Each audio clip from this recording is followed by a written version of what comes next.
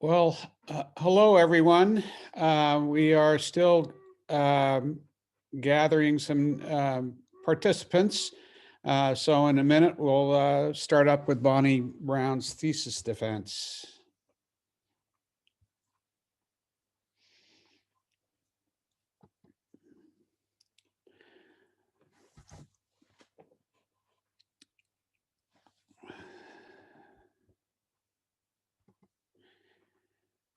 And it looks like we've got 36 so far, and we'll probably have a few more joining us, but I'd like to welcome you. My name is Rick Starr, and have the pleasure of being able to introduce Bonnie Brown as she presents her thesis defense. And I want to let you know that Bonnie joined our Fisheries and Conservation Biology Lab in the fall of 2015. She had already been here taking a class on the physiological ecology of marine vertebrates. And she walked up to me and said she was interested in fishes and fisheries management and educating people about conservation biology. So she was a good fit for our lab, and she joined us in the fall of 2015. Early on, I realized that Bonnie has a lot of different interests and talents. I should have known that, as on her CV in 2015, it showed her major at Humboldt State University as marine biology and zoology, and her minor was in scientific diving and studio art. Not sure yet, even after this time, how the scientific diving and studio art were combined, but that must have been an interesting minor. You can see here that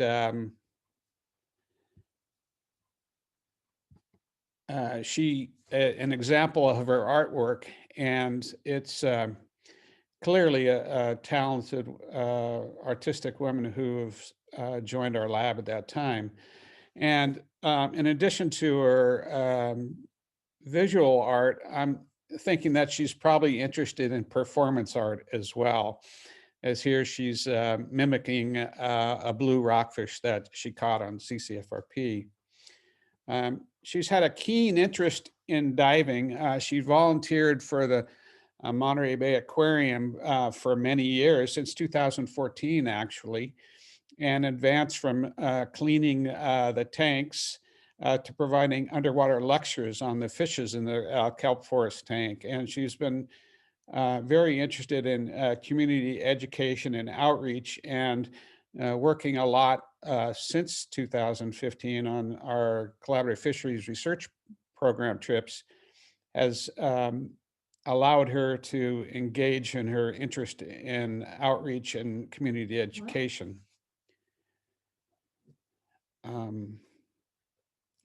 And she was an honor student at HSU and continued her good grades here at MLML.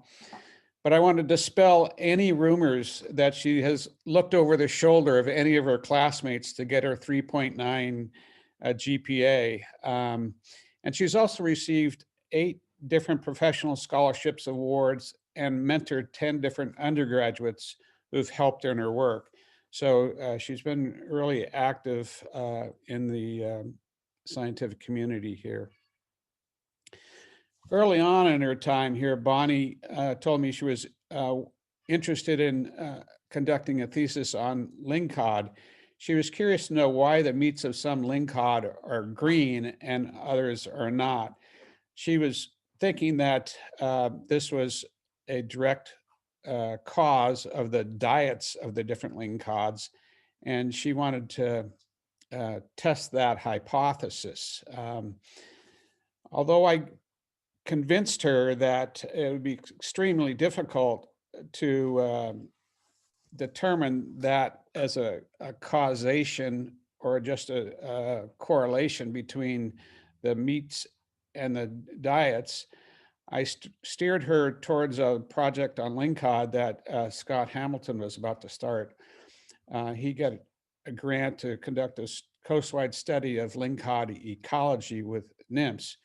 And that project has been a huge success. And most of you probably saw Laurel Lamb's thesis defense a while ago, where she was presenting the work of the demographics of Lingcod.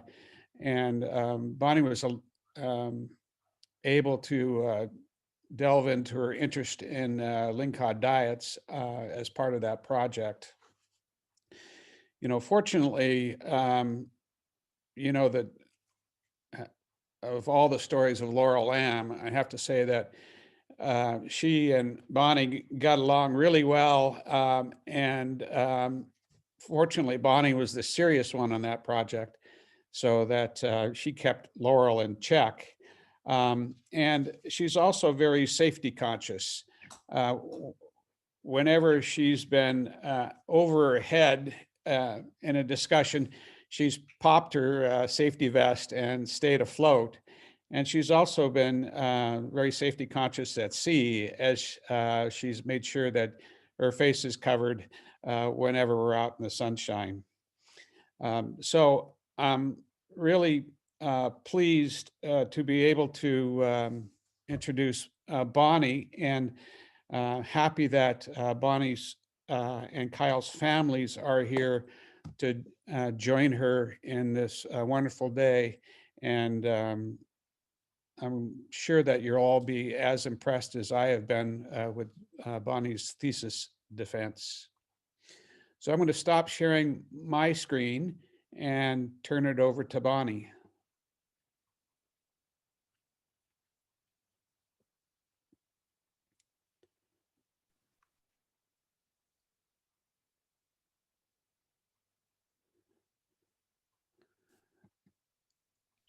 Okay. Okay, thank you, Rick. Let me say one more thing, Bonnie, reminding people that you can see in the chat, we're going to follow a particular Zoom etiquette. All audience participants will be muted throughout the seminar, so please don't attempt to turn on your video or share your screen during the talk. We'll have an opportunity for the audience to ask questions at the end of the talk, just like a normal seminar. And so when Bonnie has finished, you can raise your hands on the Zoom, using the Zoom features, and I'll identify you and allow you to ask questions of Bonnie, and she'll respond. And I'm also pleased to say that Bonnie's in the seminar room right now. So that's a good start for getting back to normal after COVID. So Bonnie, it's all yours. If you could share your screen.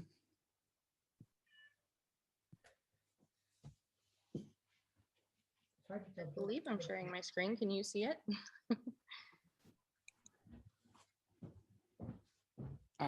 No, I can't see it yet. See?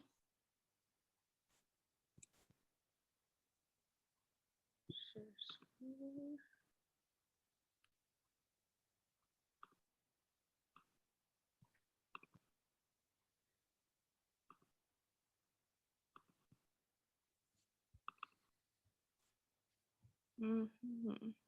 Screen sharing has failed to start. Just give me a second, you guys. See if I can get this to work. Well, this is great. This is, again, another sign that we're back to normal, where the AV system in the seminar room takes a fine touch. Share screen. How about that? It looks great. Okay, perfect. All right. Well, thank you, Rick, so much for the introduction. And thank you, everyone, for joining in today to listen to my talk. I'd like to take a quick moment to recognize today, March 31st, a day celebrating the legacy of civil rights activist Cesar Chavez. As Rick mentioned, I'm also presenting today from Moss Landing Marine Labs. So I want to acknowledge that this facility is on the traditional territory of the Kalendaru people. Today, I'll be presenting my master's thesis defense titled Geographic and Ontogenetic Variation in the Trophic Ecology of Lingcod along the US West Coast. I'm sure that you all dressed your best in attendance of this virtual thesis defense. I really wish that I could be presenting to all of you in person as I've pictured for the past several years, but I do genuinely appreciate that all of you have joined me today through Zoom, both near and far, to learn about my research. To prepare you for my talk, I'd like to give you a quick outline. I'll start with an introduction of the major topics and concepts, and I'll go into the objectives behind this study. I'll then give you a rundown of the methods I use to complete these objectives. I'll walk you through my results, and then I'll move into the discussion and provide you with the main takeaways. After my talk, I'd like to give some acknowledgements to those who made this project possible, and then I'll be ready to take questions. If you forget where we are during the talk or feel lost, I put a reference in the top right corner. Let's dive right into the introduction with the aid of this cute little lingcod. I'd like to start by looking at the big picture to recognize the flow of energy in ecosystems and food webs. Here we have a fundamental concept of a food pyramid, where the bottom of the pyramid are the primary producers who are able to utilize energy from the sun. Continuing up the pyramid, those primary producers are then the food source for the next level consumers, and so on. Each step up is moving into a higher trophic level. This continuous flow of energy through the system occurs through these predator-prey interactions. In reality, however, it's much more complicated than these nicely tiered levels. Food webs better demonstrate the complicated flow of energy, as you can see by the arrows in this diagram. As individual predator-prey linkages are defined, we obtain a better understanding of connectivity among various species in our ecosystems. These connections are also dynamic. Consider, for example, that populations of these species can fluctuate from year to year, changing the amount of dependence a predator has on their various prey sources. This background emphasizes why diet studies are important. Diet studies fill in data gaps in these food webs. They provide a wealth of information behind predator-prey interactions, such as levels of connectivity within our ecosystems and prey distributions. Diet studies also play a valuable role in ecosystem-based fisheries management, or EBFM. EBFM is a holistic management strategy that utilizes multiple components of the marine ecosystem compared to traditional fisheries management, which focuses on single species sustainability. There are multiple ways that diets can be influenced. For example, it's well documented that marine fishes have exhibited spatial, temporal, and ontogenetic variations. This means that in a single species, their diet can change based on the location the fish is in, the time of year, and the stage of life it's in. Additionally, there are differences in the ways that predators acquire their prey. Some species exhibit a generalist feeding strategy where the world is their buffet. Some are opportunists, where they consume whatever happens to be on the menu at the time. Some are specialists, feeding only on specific prey sources. So keeping all of these factors in mind are important in understanding the full extent of a fish's feeding ecology. Now I'd like to set the scene for you where this study took place, which was along the US West Coast. The US West Coast spans across 4 states: Alaska, Washington, Oregon, and California. There are several currents that these coastlines are exposed to. A brief outline for you: the California current runs from Canada to Mexico, providing cool, productive, nutrient-rich waters during spring, summer, and early fall. These are favorable conditions for those primary producers at the base of the food web. There's also the Alaska coastal current, which runs north along the southern coast of Alaska, and the warmer Southern California current, which becomes entrained in the general southward California current, moving waters up and around the Channel Islands off the coast of Southern California in all seasons except spring. In addition to currents, this range encompasses a variety of habitat types for a wide variety of marine fauna. For example, the rocky reef habitat in shallow and deep waters provides shelter for ground fishes, such as the rockfishes. Rockfishes are a long-lived and slow to mature group that are highly valued in the recreational and commercial fisheries. Another important member in the ground fishes group along the US West Coast are lingcod. Lingcod range from Kodiak Island, Alaska to Point San Carlos, Baja California, Mexico. Unlike the rockfishes, lingcod are quick to mature and grow. Culturally, Lingcod have been included in the diets of indigenous peoples along the Pacific Northwest. Ecologically, lingcod are an important species as a common top marine predator in the rocky reef habitat along their range. Economically, they are valuable in the recreational and commercial fisheries, where some, such as the artist Ray Troll, may refer to them as bling cod. Lingcod are sexually dimorphic, where the females attain larger sizes than males. Females reach a maximum size of around 119 centimeters or 4 feet total length, whereas males reach a maximum size around 86 centimeters or 2.8 feet total length. Lingcod reside in a diverse array of habitats from the shoreline to a depth of at least 427 meters. As lingcod age and grow, they migrate to deeper waters where females usually inhabit deeper depths than males. There have already been several diet studies on lingcod who have been described as both generalists and opportunists, with evidence of temporal, spatial, and ontogenetic differences in their diet. Overall, lingcod consume a wide variety of prey items, most often dominated by fishes.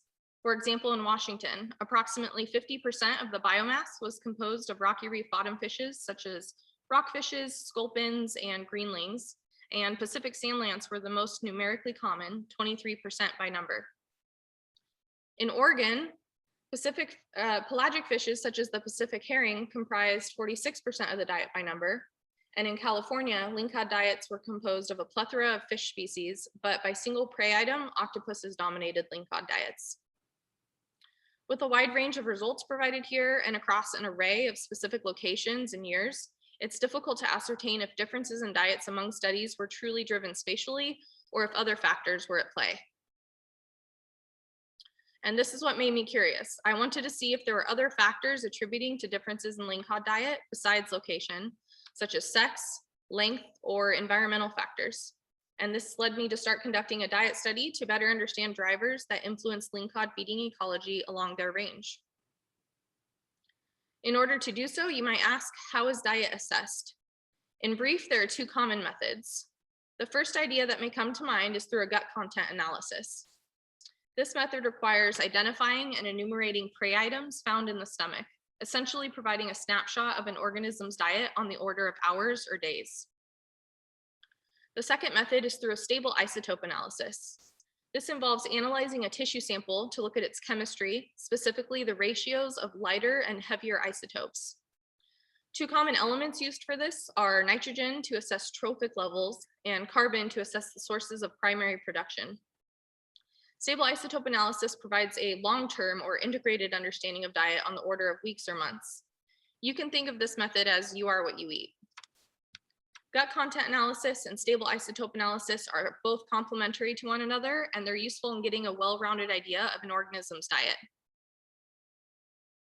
So with all of those pieces in mind, my objectives for my research were to use both the gut content analysis and stable isotope analysis to 1, assess geographic differences in lingcod diet, 2, identify and compare male and female lingcod feeding habits, 3, compare lingcod feeding habits based on lingcod length, and 4, identify ecological and environmental factors that may influence lingcod feeding habits. Using both the gut content analysis and stable isotope analysis will ultimately give me a more well-rounded understanding of lingcod diets while addressing these factors. Moving on to my methods, I'll now walk you through how I accomplished all this. I took this photo one morning in Yakutat, Alaska, while we were loading up our gear before a day at sea. And as you can see, Scott and Jamil were the ones to carry all the gear because they depended on me to catch all the fish. Our sampling took place primarily between April and October of 2016 for Washington, Oregon, and California. We attempted to limit any seasonal and temporal variation, but given the size of the project, we did have some variation in timing of our collections. So keep this in mind, and particularly for Alaska, which was sampled in May 2017. We fished out of 19 ports along the US West Coast, which were grouped into 6 regions that are part of the Pacific Coast Groundfish Fishery Management Plan. And these regions are all listed and color-coded on the map. So please take note of them because I'll be referring to them throughout the talk. These regions are Alaska, Vancouver, Columbia, Eureka, Monterey, and Conception. We spent several days fishing out of each of these ports with a goal of around 100 lingcod per port. To catch the lingcod, we used hook and line fishing gear and fish from chartered party boats. Any bycatch, most often a rockfish, was released alive, and for those that needed it, with the aid of a descending device to help them get back down to depth. In order to get to all of these places, we rented an RV, attached a trailer, and drove it from California to Washington and started sampling port to port with all of our gear. We eventually made our way back home to the Central California coast. The RV provided lodging for 2 awesome interns, Kevin and Bailey, 2 graduate students, Laurel and I, and 1 corgi, Rusty Roo, while the trailer held all of our fishing and dissecting supplies. I took a few videos of us driving down the winding roads, like the segment of us in Highway 112 at the tip of Washington. This entire project was a highly collaborative effort. We had the expertise and advice of local captains, crew, resource agencies, and academic institutions. We also had the help of around 300 amazing volunteer anglers. While fishing on the boat, we obtained a suite of information such as GPS location, bottom depth, relief, and drift times. And for each lingcod caught, we obtained numerous biological metrics such as weight, length, and sex. We also did our best to collect a variety of lingcod, both small and large, female and male, and from both shallow and deep waters. Sexing lingcod externally is as simple as noting the presence or absence of a conical papilla behind the anal vent. Males have one, as indicated in this photo, and females don't. And this can then be confirmed during dissections when observing their gonads. During dissections, we collected a piece of white muscle tissue from the left dorsal region of each fish for stable isotope analysis and then froze them. We removed each stomach and placed the gut contents into an individual jar, which was preserved in 95% ethanol.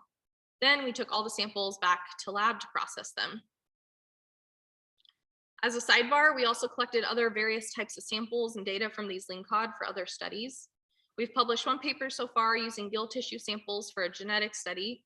And we've also submitted manuscripts based on lingcod coloration, lingcod age and growth, which involved removing dorsal fin rays and ear bones, also known as otoliths, and on parasite burdens by bagging whole lingcod samples for a parasite analysis. Back to the gut contents. Once we were back at lab, all stomach sample prey items were enumerated and weighed. Each individual prey item was identified to the lowest possible taxonomic level, but it did vary quite a bit, and this was primarily based on the level of digestion. In addition to all of the volunteers who helped us collect, there were also a lot of people that helped me with dissections, sorting through all the stomachs, identification of the gut contents. So I'll be giving lots of credit in the acknowledgement section, especially to my amazing interns. Using the numbers and weights from each stomach, I calculated several standard dietary metrics and their percentages in order to describe lingcod diet.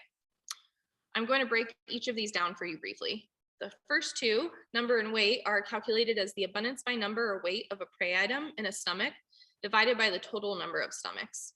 This is essentially telling us how much a prey item contributes to the diet. The next 2 are similar to N and W, but as in the name, they are prey-specific. Prey-specific abundance by number and prey-specific abundance by weight are used to calculate contributions towards the diet compared to other stomachs that have that specific prey item. Frequency of occurrence is just as it sounds, how frequently a prey type occurred in the stomach samples. And finally, prey-specific index of relative importance, or PSIRI. PSIRI is a valuable metric in that it's a combination of PN, PW, and O, giving us a more well-rounded idea of what prey types are the most important and least important in the diet. For the stable isotope analysis, I mentioned that during dissections, we collected a little piece of lingcod white muscle tissue. We also collected muscle tissue samples from common prey types in the gut contents to assess the prey's stable isotope values.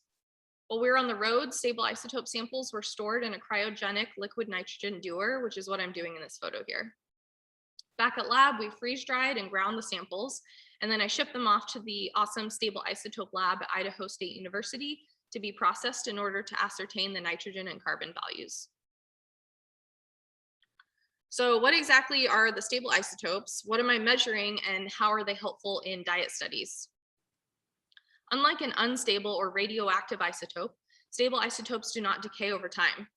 There are naturally occurring forms of the same element, such as nitrogen here, that have the same number of electrons and protons, but different numbers of neutrons.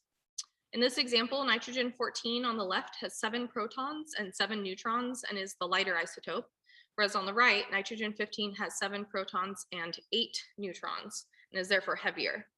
So they have the same general properties, but slightly different weights. And as these elements are utilized, the heavier isotope does not react as quickly as the lighter isotope.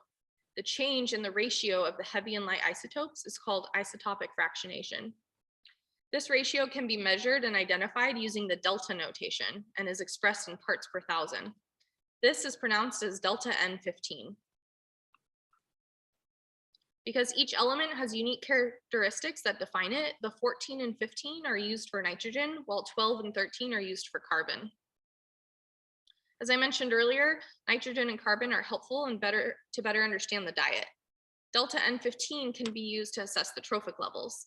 This is because there's an enrichment of the heavier isotope in the consumer. So larger delta N15 values indicate organisms are eating higher on the food web. Delta C13 can be used to assess sources of primary production. And this is because benthic and pelagic marine primary producers have different ratios of carbon isotopes.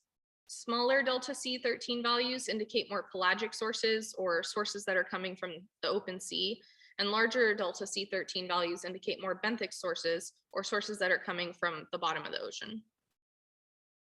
Bringing it back to my objectives, I was interested in how lingcod diets might change based on the biological and environmental factors. And in order to do so, I utilized both univariate and multivariate techniques. For the gut contents, I performed a permutational analysis of variance, or PERMANOVA, to test the effects of multiple factors on the abundance of prey to determine which of these factors explain variability in the diet. I used a similarity percentage analysis, or SIBER, to assess the similarities and dissimilarities of diets within and among regions. A principal component analysis, or PCA, was used to further examine differences among regions and as a visual aid to complement the PERMANOVA and SIBER.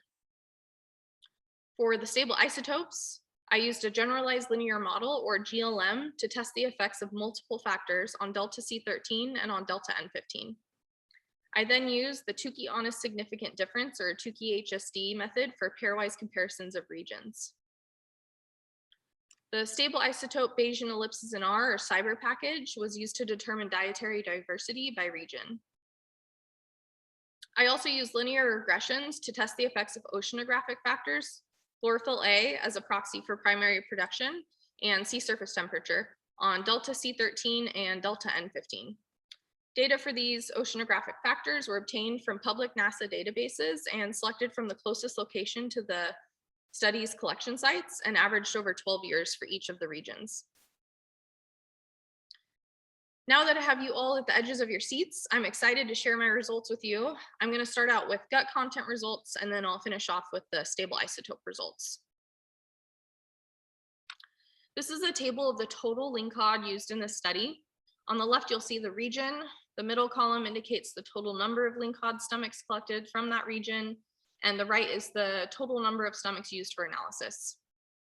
Overall, I used just shy of 2,000 lingcod for this diet study, and about 1/3 of the total lingcod collected had empty stomachs. So in total, there were 1,258 lingcod used for the gut content analysis. Orienting you to this box plot figure, region is on the x-axis and total lengths of lingcod are on the y-axis. The horizontal line inside each box represents the median length for that region. The colored box represents the interquartile range, and the horizontal bars above and below are plus or minus 1.5 times the interquartile range. And the black dots represent outliers. You may notice here that although Alaska did have the largest individual lingcod, Vancouver actually had more large individuals and therefore that higher median. This is due to the fact that when we were fishing in Vancouver, we fished in deeper waters compared to Alaska, where larger female lingcod tend to reside. Overall, however, lingcod sizes were larger in northern regions and smaller in southern regions. So what were in the lingcod stomachs? We often found entire intact octopuses or just remaining cephalopod beaks, decently sized rockfishes, or in this case, 73 young-of-year rockfish in the stomach of one binge-eating lingcod. More rare samples like sandpaper skate egg cases or tiny mysterious clues, which with some detective work realized that it came from the mouth of a lamprey. I identified prey items using everything from identification guidebooks to sending photos to experts. Sometimes I get lucky and get a huge beak like this giant Pacific octopus beak on the left, but other times I'd have to focus on little clues like looking at the relatively blunt tips of beaks to know that these came from octopuses, or a sharp tip to know that this one came from a squid. I was really excited to find two unusual cephalopod beaks that came from rare deep sea squids. On the left, the boreal clubhook squid and Octopoteuthis deletron on the right. When fish were too far digested to identify by external features, I used their otoliths to try and identify them. Otoliths are fish ear bones, and as you can see in these photos, otoliths have different shapes and sizes that are unique to each species, which are useful for identification purposes. However, it isn't always as straightforward as you'd hope. For example, all of these otoliths came from various rockfishes, so even within functional groups, it can be difficult to pin down what half-digested fish you're looking at. In total, I ended up with 104 types of prey that were identified in my lingcod stomach samples. After paring down prey items that were not useful in this analysis, such as various parasites, algae, and fishing gear, I was left with 61 types of prey. These were then sorted into 8 prey groups based on a minimum threshold of 2% PSIRI. These include the unidentified teleostii, in which there was a fish, but it was just too digested to identify beyond fish. Cephalopoda, which includes both octopuses and squids. Scorpionidae, which are all of the rockfishes. Gadiformes, which include Pacific hake. Crustacea and gastropoda, which are all the other invertebrates excluding the cephalopods. Demersal fishes, which include other ground fishes such as sculpins. Semi-pelagic fishes, which include herring and mackerel. And finally, pleuronectiformes, or the flatfishes. Then I created prey accumulation curves to see if these 8 prey groups could accurately describe a diet based on the number of stomachs by region. Prey accumulation curves are really cool because they help identify when you've collected enough stomach samples to accurately describe an organism's diet. We're going to look at a few of these, so I just want to orient you on how to read this figure. On the x-axis, we have number of stomachs, and on the y-axis, we have the number of prey groups. The solid line across the middle represents the mean, and the vertical lines represent the 95% confidence intervals around the mean. When the mean reaches an asymptote, or essentially levels out, it means that there are enough samples collected and analyzed to describe the diet of lingcod at the prey group level. And statistically, a linear regression was utilized to confirm this. So these are the prey accumulation curves for each of those 6 regions. And as you can see, they level out once they reach around 7 prey groups. This is a summary table of those 8 prey groups and the major dietary metrics I introduced you to earlier. On the left, you'll find the prey groups, and moving to the right, we have %O, %N, %PN, %W, %PW, and %PSIRI. You'll notice that the unidentified teleost prey group most often has the dominating value for each metric, except for %PW, which is dominated by Scorpionidae. I'd like to note that although the unidentified teleost prey group was essentially just fish, mush, and bones, it was overwhelmingly important across all regions. Together, the unidentified teleosts, cephalopods, and scorpionids comprise just shy of 84% PSIRI across all regions. Now, breaking things down by specific region, I'll start in the north and move south. If you can't already tell, I had a lot of fun taking pictures during our road trip, so the banner photos on top are all ones that I took from when we were sampling in that area. Okay, so at the prey item level, there were 33 types of prey from 140 stomachs in the Alaska region. Once sorted into those 8 prey groups, unidentified teleostii composed about half the importance of Alaskan lingcod diets. And I'll mention just once here that this is true in all regions. That unidentified teleostii prey group made about half the importance. The second most important prey group for Alaskan lingcod was Scorpionidae at 21.2% PSIRI. Reminder that PSIRI stands for Prey-Specific Index of Relative Importance, that metric that highlights the most important types of prey.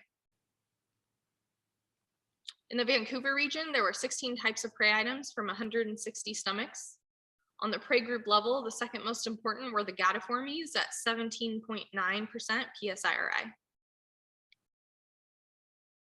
In the Columbia region, there were 22 types of prey items from 323 stomachs. Here, we observed a shift in the second most important prey group from fishes to invertebrates, with cephalopods at 15.1% PSIRI. In the Eureka region, there were 18 types of prey items from 158 stomachs. Cephalopoda were again the second most important prey group at 35% PSIRI, which was a 20% increase in importance from cephalopods compared to the previous region. Also, we did not observe any semi-pelagic fishes in the stomachs of lingcod here. In the Monterey region, there were 24 types of prey items from 239 stomachs. Cephalopoda continued to ring in as the second most important prey group at 39.4% PSIRI. And finally, the Conception region. There were 18 types of prey items from 238 stomachs. On the prey group level, cephalopoda were again the second most important prey group at 28.1% PSIRI. Similar to the Eureka region, there were no semi-pelagic fishes found in lingcod stomachs from here.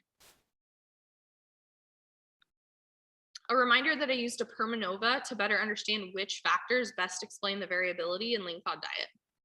I used both abundance by number and by weight to create individual models, but they are nearly identical, so I'm choosing to only present using number here. The same will also happen with the PCA and SIBER analyses.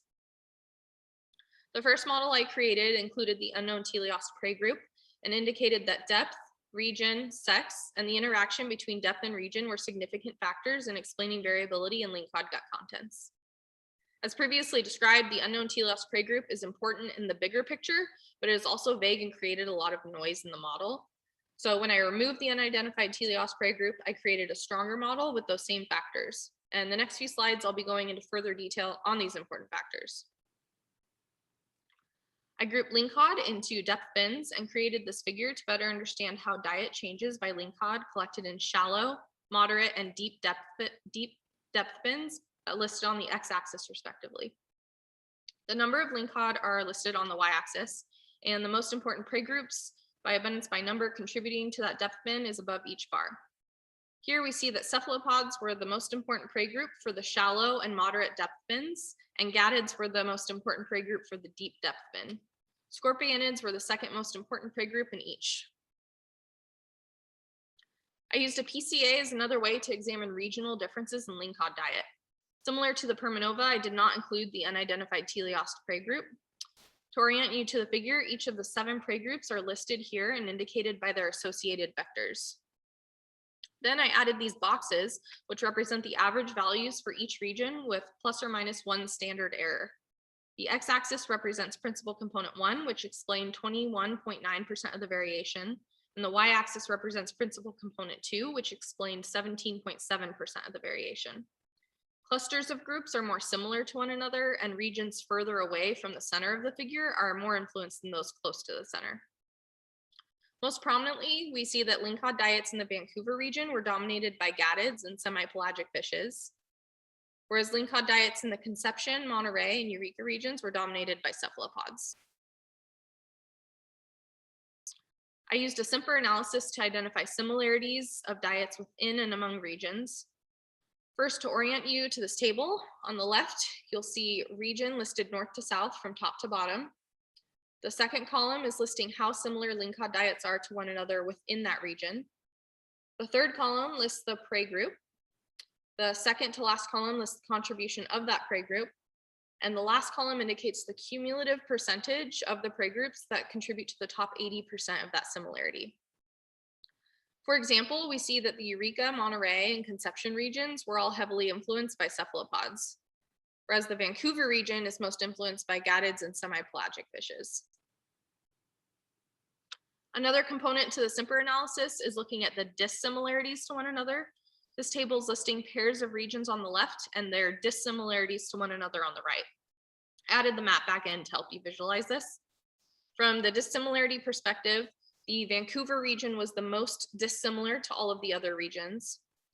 And also the Eureka, Monterey, and Conception regions were the least dissimilar to one another. This is a visual representation of what female and male lingcod consumed by percent number on the top and percent weight on the bottom. Each prey group is displayed by a different color and the legend is on the right. Most notably, male lingcod ate over twice the amount of cephalopods compared to female lingcod by both abundance by number and by weight. In comparison, female lingcod ate 8 times the abundance by number and 6 times the abundance by weight of gadids compared to male lingcod. Shifting gears now to the stable isotope analysis. We used 519 white muscle tissue samples across all 6 regions. This is a biplot that demonstrates the relationship between mean stable isotope values of delta C13 on the x-axis and delta N15 on the y-axis, color-coded by region. Most notably, we see that the Alaska region separated out from the rest of the other regions towards the bottom left, and the Conception region separated out to an extent as well, while the middle 4 regions clustered close together. This is that same figure, but now with the addition of 4 common prey sources. These are Clupeidae, the herrings, Sebastes, the rockfishes, Pleuronectiformes, the flatfishes, and Octopoda, the octopuses. On average, lingcod delta N15 values were about 2 parts per thousand higher than the 4 prey types. This figure is particularly interesting in that it implies that the gut contents in stable isotope analysis are generally in agreement. So focusing on carbon here, for example, fish in California regions eat more octopuses as exhibited by the higher delta C13 and delta N15 values. A reminder that I use GLMs to assess differences in how certain factors affect carbon and nitrogen stable isotope values. For carbon, only region was significant. However, depth, sex, length, and region were all significant factors that explain variability in nitrogen. These are box plots of the regional stable isotope values on the y-axis with carbon on the left and nitrogen on the right. The x-axis lists each of the 6 regions for both of the figures. Letters above each box represent Tukey on a significant difference pairwise comparisons of regions in which different letters indicate significant differences. Focusing for now on the figure on the left, the more negative or smaller carbon values represent more pelagic influences, and the less negative or larger carbon values represent more benthic influences. Alaska and Conception were more heavily influenced by more pelagic carbon sources, while the middle 4 regions were not. In the right figure, higher nitrogen values represent higher trophic level prey items, and it's demonstrated here that overall the nitrogen stable isotope values increased from north to south. These 2 scatter plots demonstrate differences in nitrogen by depth on the left and length on the right. Overall, there's a positive trend across all regions, indicating that larger lingcod caught at deeper depths eat higher trophic level prey items. Here we have a bar plot showing the mean and standard error of delta N15 stable isotope values on the y-axis and region on the x-axis, separated out by sex. I found that on average, female lingcod have consistently higher delta N15 than males across all regions. These data indicate that female lingcod eat higher trophic level prey compared to their male counterparts.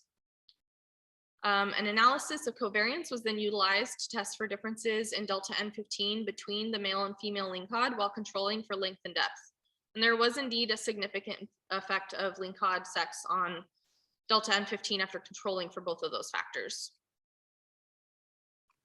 Using stable isotope Bayesian ellipses in R, or SIBER, all lingcod values were plotted in bivariate stable isotope space. I'm going to orient you to this figure, which will be similar to the next several slides. The SIBER plots all have delta C13 on the x-axis and delta N15 on the y-axis. Each little hollow circle represents an individual lingcod, and the bold ovals represent the standard isotopic ellipse areas. Larger ellipses indicate a greater diversity in diets, and smaller ellipses indicate less diversity in diets.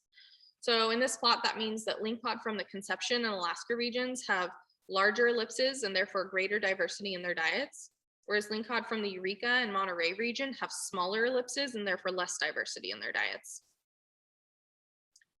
The ellipses were then used to identify overlap of regions and how isotopic niches differ among regions.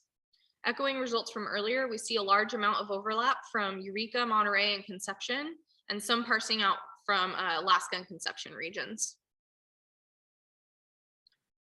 I'm going to break things down now by those important factors for the next few slides, starting out with sex. On the left, the ellipses were plotted, and on the right, the standard ellipse area values were plotted.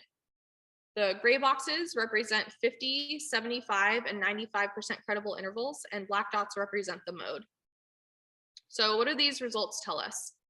A reminder here that the larger delta N15 values indicate higher trophic levels.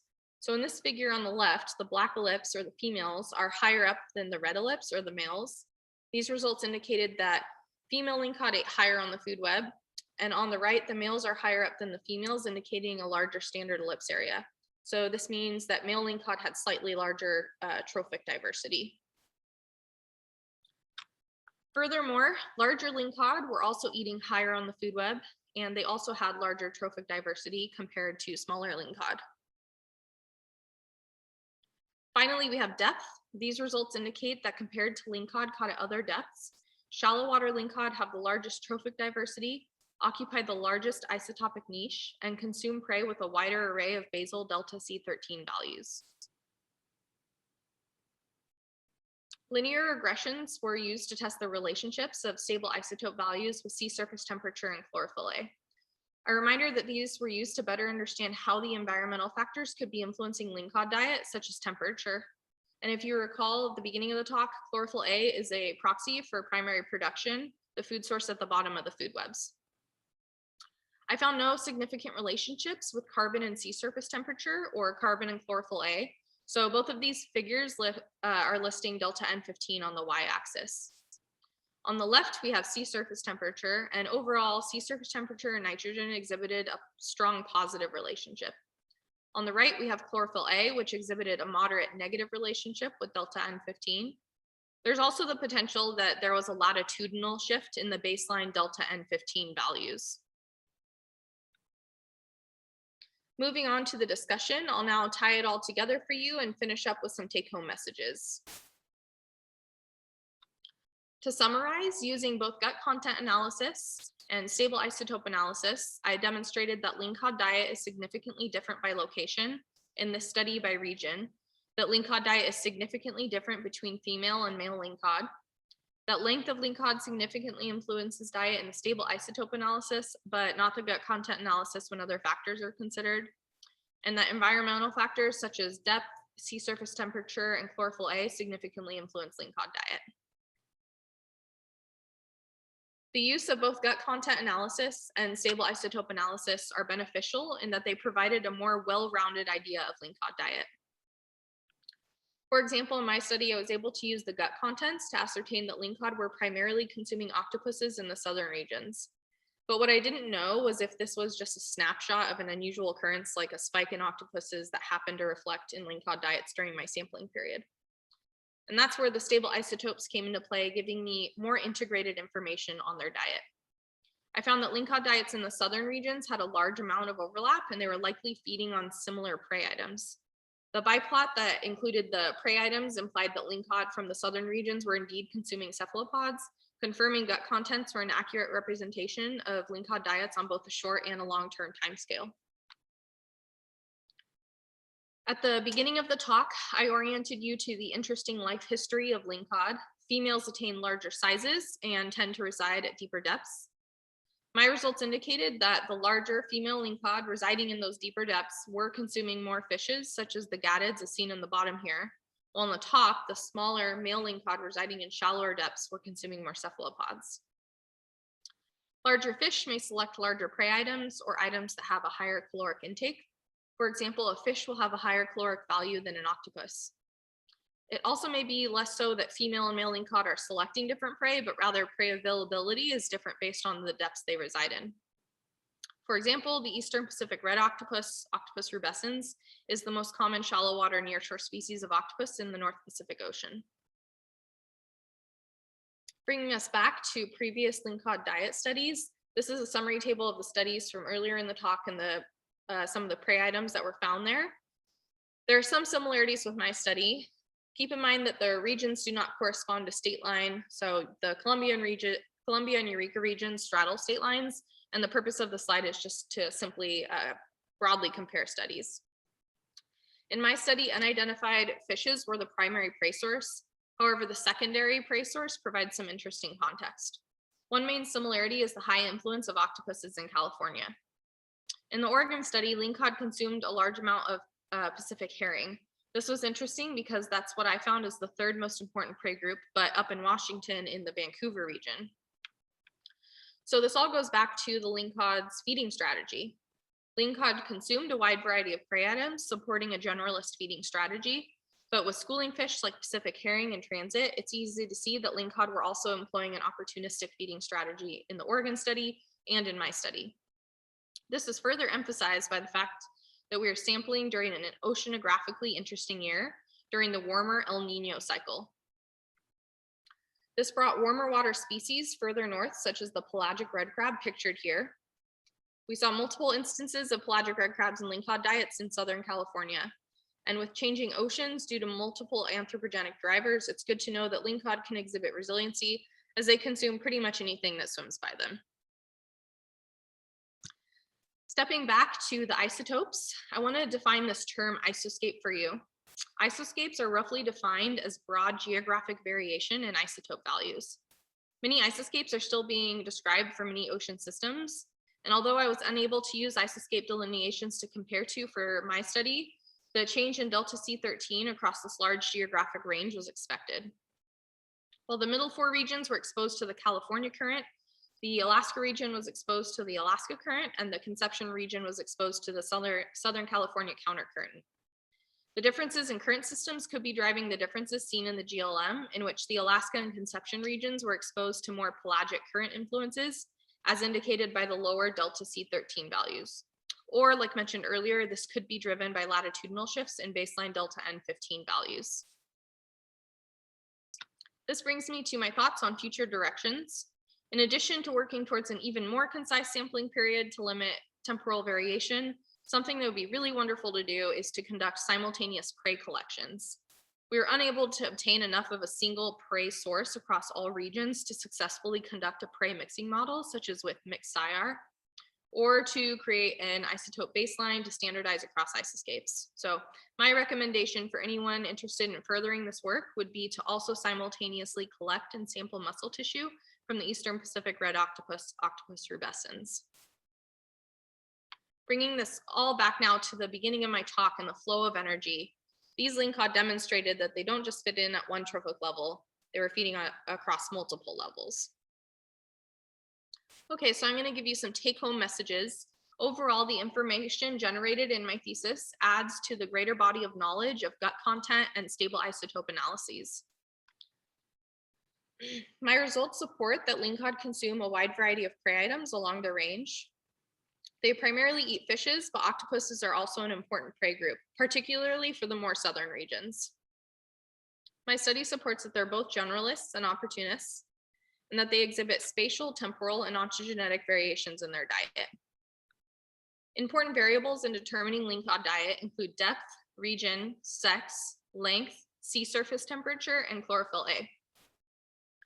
These data are valuable for future food web models as they fill in data gaps of a top marine predator and more clearly describe predator-prey interactions in the North Pacific Ocean.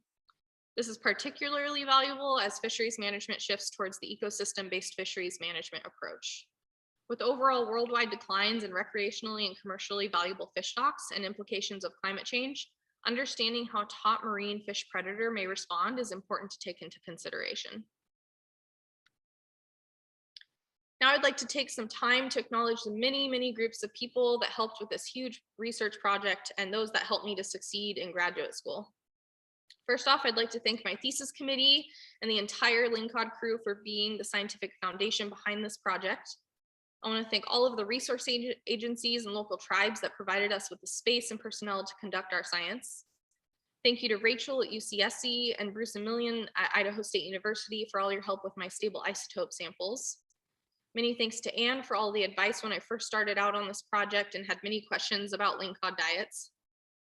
Thanks to Aaron for the collaboration on a study I've been wanting to do for several years. Joe, thank you for all of your help with my Permanova.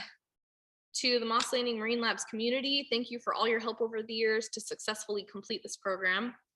In particular, thank you to Tara, a true gem. Echoing what other students have said about Tara in the past, she approaches difficult situations with a calm demeanor and waves a magic wand to take care of all of your stresses. Secondly, thank you to Michelle Keefe. Every day I walked into Moss, Michelle always greeted me with her kind smile and warm personality. So thank you, Michelle, for unknowingly making my rough days better. Thank you to the shop guys, particularly Chris, for constructing a clever dissecting table for us that we used all the time and has now become an important tool for our lab. And to James and Billy for helping us get set up with the trailer. As we move to a virtual world, thank you so much to the IT team for all your hard work getting this defense set up, and the admin and front desk staff for all they do behind the scenes. I also want to thank all of my friends and all of my family for your support throughout the years. And thank you to my family for listening in today and hanging on to the end to learn about all of my hard work that I've put into this project for the past few years. I was very fortunate to have several funding sources during my time here. Thank you to Scott and Jamil for securing this NOAA project and allowing me to partake on this adventure. I was also honored to earn several scholarships in the past few years: CSU Coast, UROC, MLML Wave Award, the Archimedes, Sonia Lennox Hamilton, Simpkin Family Marine Science, International Women's Fishing Association, and Ryan Kelly Memorial Scholarships. Unfortunately, I had to take 2 semesters off at Moss, which inevitably extended the time it took me to complete my degree, but receiving these awards financially supported me and ensured that I got back on track.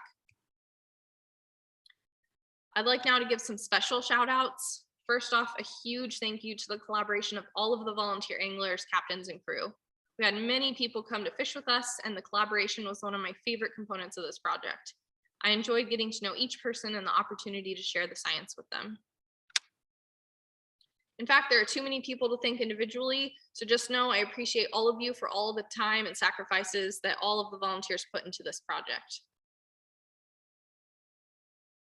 I think it's important to also pay respect to the suite of boats. As a side venture, I had fun taking photos of the boats we went on, and I'm thankful that they provided us with safe and successful sampling trips.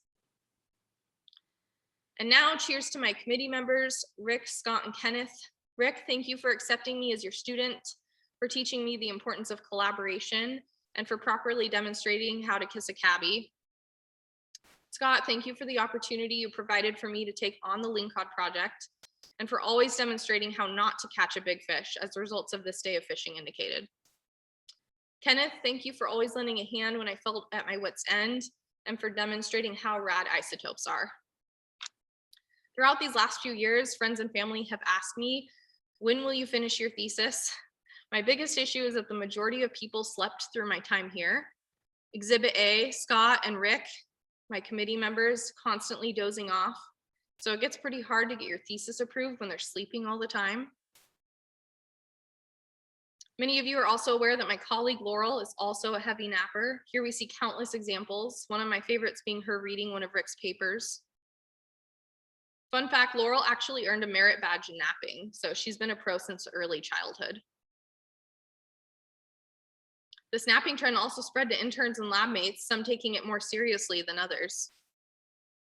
Eventually, I too fell victim, and revenge was given back to me in kind after I took all those creepy sleeping pictures of other people. Jokes aside, I do want to thank Laurel for co-leading the Lingcod project with me.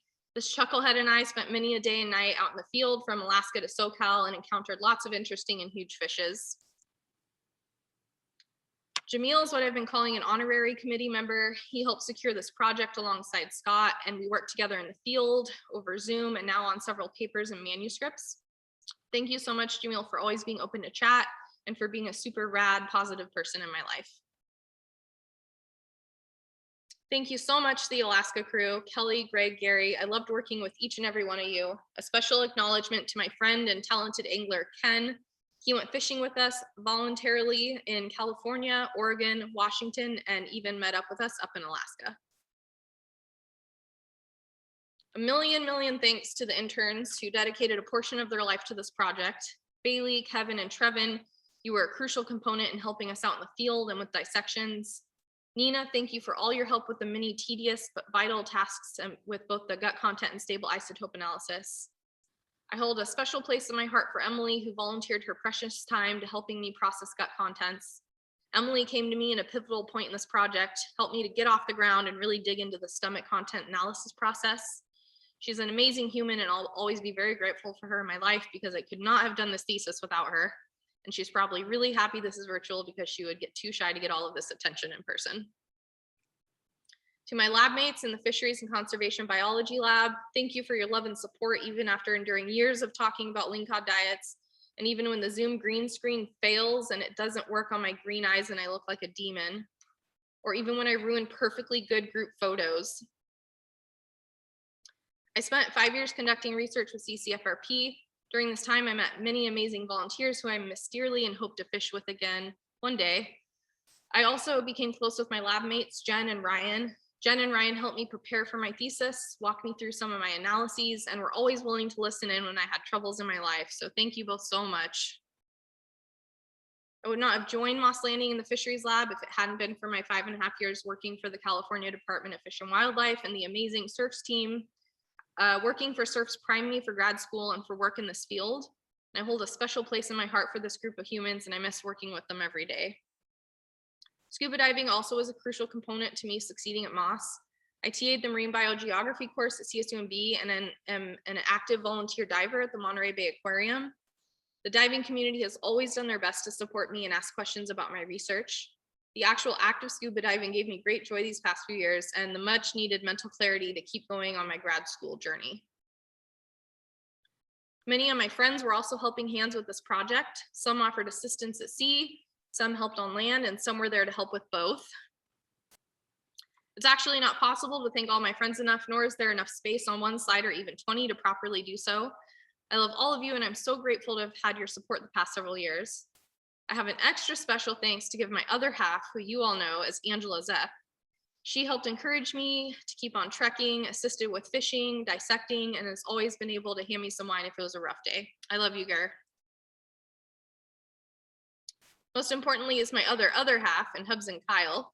He supported me through it all. He's always been there for me, ensuring me that I really can do this. He listened to so many presentations about lingcod. I'm surprised he still likes them. Even during the hot mess of 2020 and 2021 that brought an unbelievable amount of chaos, Kyle made sure to always encourage me and has had a wonderful knack at cheering me up in the darkest of times. We even tied the knot in the middle of my time here at Moss. Thank you, Kyle, I love you. I'll finish here with a thank you to everyone that listened to my talk today. I'd be happy now to take any questions at this time. And if you want to turn on the video while you ask questions, you now have the ability to do that. And thank you so much, everyone. I appreciate it.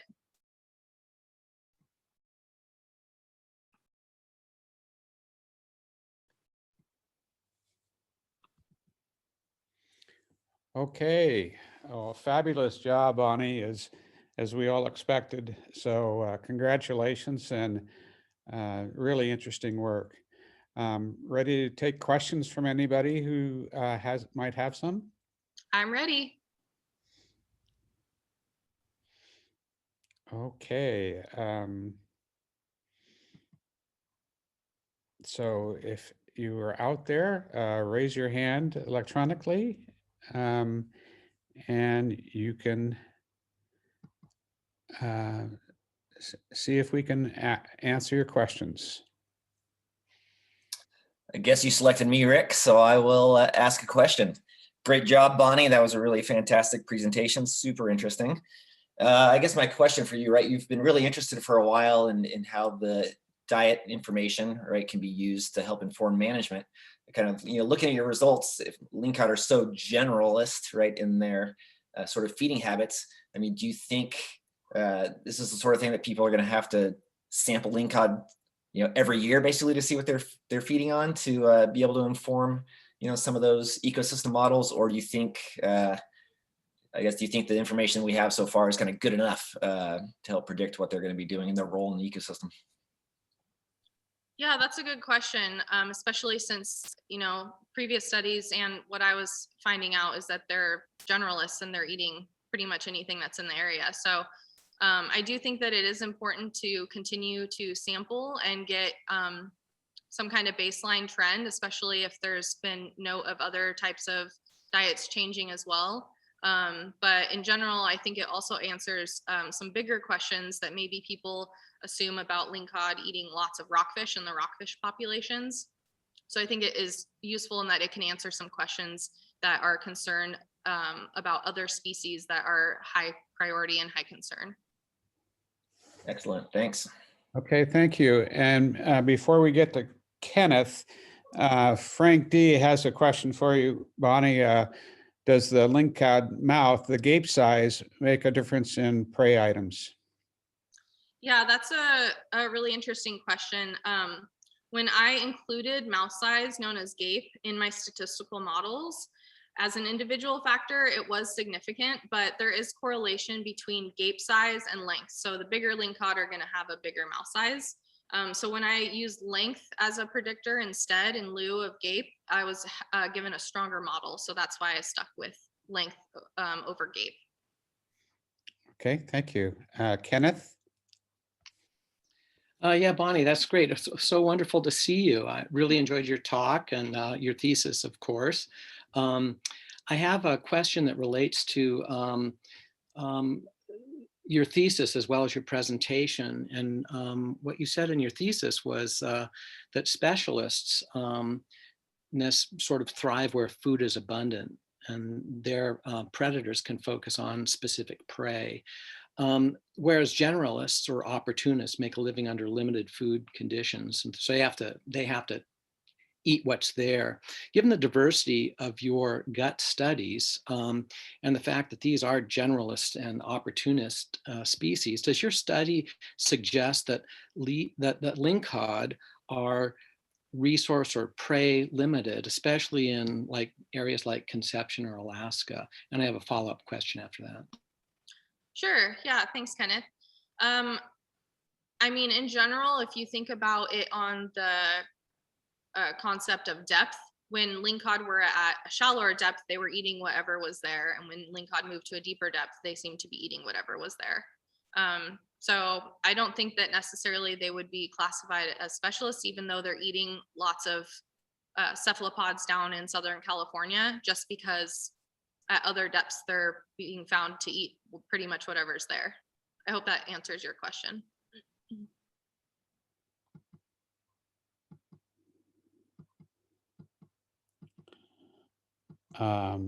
Other questions? Okay. Sorry, just to follow up, I don't know if you can hear me now, but yes, that's helpful. It also suggests that because they eat everything, that they're probably more susceptible to changes in the prey environment. Was there any evidence of cannibalism in your lingcod species? Yes, lingcod were eating other lingcod, which is also partially related to habitat change. So ontogenetic changes in their habitat, they'll start off on like sandy bottom, they eventually move into more rocky reef ecosystems. So I did see several cases where I'd open up a lingcod and find another lingcod. It was like turducken, but with lingcod. Okay, Jacoby?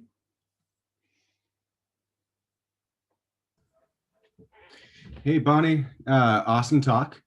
I had a quick question regarding the lingcod diet as far as, so you saw that the most notable selection was, or grouping was these unidentified teleosts. I was wondering if you kind of had any kind of general idea if it was a small group of teleosts or like a wide range. So like you couldn't identify them, but do you know if they're Scorpioniformes or if they're all like flatfishes, or if it's just a wide range that they're kind of including like an that generalist versus specialist kind of topic there? Yeah, that's a great question, Jacoby. Thank you. When I was going through the stomach contents, a lot of times it would be a stomach that was just really digested pieces of bone or just like fish mush, like partially digested muscle tissue. And so when I could, I would look for, otoliths to see if I could identify what the fish was.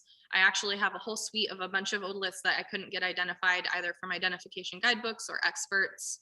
And sometimes, you can use certain bones or certain structures of the fish that you're looking at to try and identify what actual species it was. But it honestly was just a wide variety. I have a whole bunch of them, you know, all different kinds of shapes and sizes, but they didn't have a head, or it was just like mush, or there weren't any particular bones that I could look to identify them with. So that's why I created this unidentified teleos category, especially because I had so many samples that taking the time to figure out maybe one bone wouldn't be worthwhile to figure out a whole bunch of other samples. Okay, thank you. Jamil.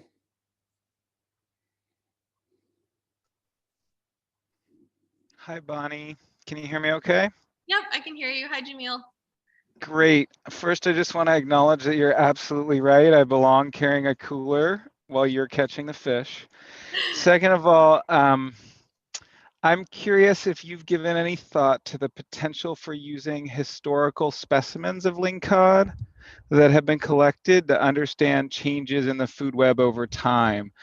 In other words, if they're such generalists, could we detect changes consistent with, say, fishing down the food web in the mean trophic level of prey that were available to them using museum or collections?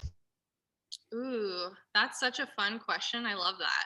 I think that would be a really interesting study to pursue, to see if there are any kind of baseline changes over time, especially if we could compare to little pockets of similar regions. So kind of like how I was comparing the previous studies, if we're able to just take one area and look at multiple changes over the years. So if there's a secret stash of lingcod gut contents, maybe I could get my hands on it.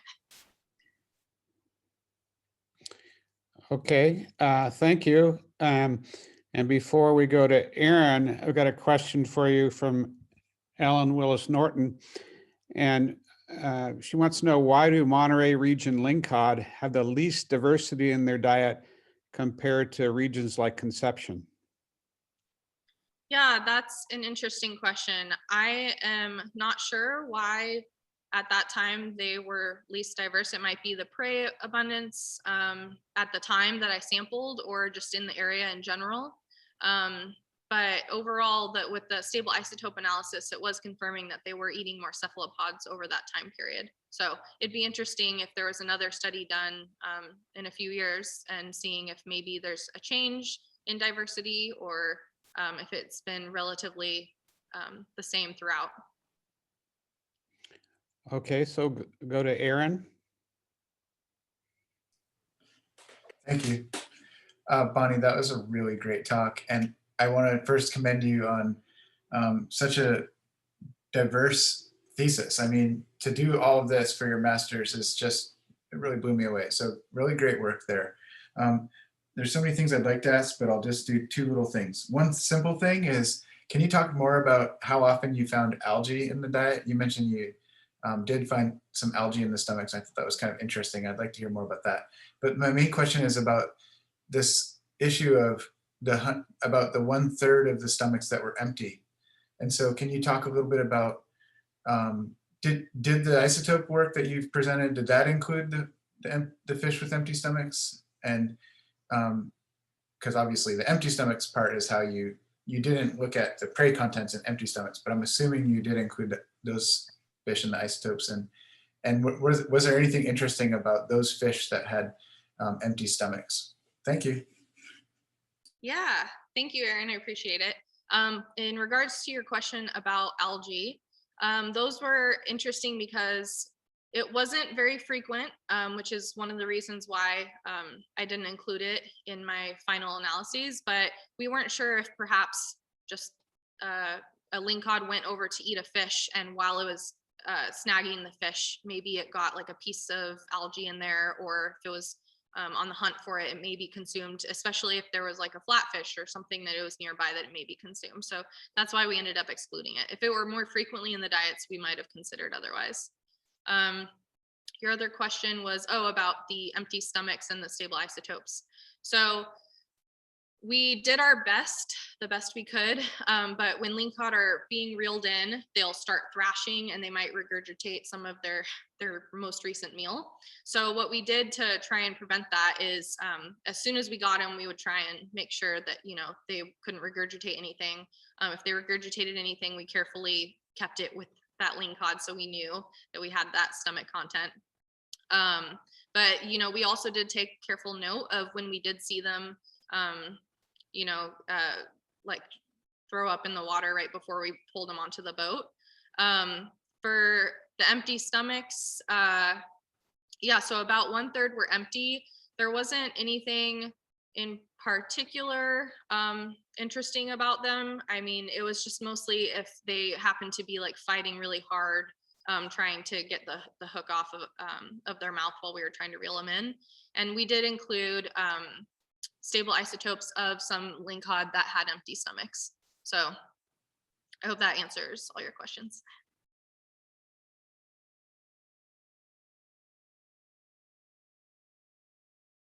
It says the host wants me to unmute. Yeah. I can stay muted, but what? I can hear you now. Did you have a follow-up question, Aaron? Sorry, Aaron, I was giving you the opportunity to respond to Bonnie if you wanted to. Okay. We'll go back up to Sean then. Hey, Bonnie, great talk. I just wanted to touch on something that you kind of mentioned, that you fished in a year during like this anomaly with the temperature of the seawater. So I don't know much about the life history of lingcod, but do you think that because they're such generalists and they have this like huge span along the West Coast that they can live in these different temperatures, that they may fare better than other species with like climate change and warming of the water temperature in general? Yeah, thanks, Sean. A lot of other ground fishes also have, these really wide ranges. And, when they do go up towards the north, up in the colder waters, a lot of the lingcod do tend to be larger. In regards to food, I think that my case example of the pelagic red crab showing up in the diets of lingcod in Southern California kind of are almost like a testament to the fact that because they will eat whatever happens to swim by them or whatever happens to be on the menu at the time, that they're going to be more resilient than a lot of other fishes that maybe are specialists and are depending on a specific prey. That prey may depend on oceanographic conditions. So it definitely puts them in a better seat than others. Okay, Jacoby, another question for you. Yeah, Bonnie, your photo here actually reminded me of another question regarding like these blue lingcods and the golden lingcods. Mm-hmm. I remember hearing at some point that there's a theory or a thought that these blue lingcods are coming from diet and that they're eating more octopus and something to deal with the ink that's changing their tissue color. So I was wondering if you had a higher proportion of blue lingcods in these regions that had a higher proportion of octopus in their diet. Yeah, Jacoby, I want to answer more of that question for you, but we're actually in the process of getting a couple papers published on this, so I don't want to spill the beans quite yet, but I'll definitely write you and keep you in the loop as things unfold in that area. Okay, cool. Okay, Angela. Hey, Bonnie, it's Jason and Angela. Good job! Thank you. Very impressive amount of stats that you did. That's awesome. Congratulations. I had a quick question about the empty stomachs. I had a thought that I was wondering what frequency do lingcod eat? Like, do they eat once a day or every 3 days, or can they digest over 5 days? If you kind of knew anything about that. Yeah, I wouldn't have an exact rate or piece of information for you, but I could give you some anecdotal bits. So sometimes I would open up a stomach, and if it were a really big lingcod, I would find some partially digested fishes, and then I'd find like one that they were just eating at the time. Literally, it was still like moving around. So sometimes you can see in there that there's a few different times that they've been eating. For the empty stomachs, sometimes, you could see that if it was more recently, like if maybe it had regurgitated and we took note of that, but for the most part, oh, another thing to consider is the caloric intake. So, I had mentioned that a fish will have higher caloric intake than an octopus. So it could be dependent upon the type of prey that they're eating. Maybe they'll need more prey if it has a lower caloric value. Okay. Wow, well answered. Okay, Jana, you had your hand up earlier. Did you get your question answered?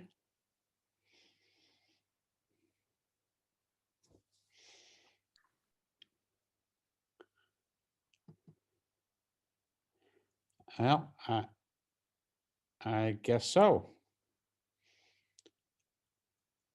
Okay, any other questions?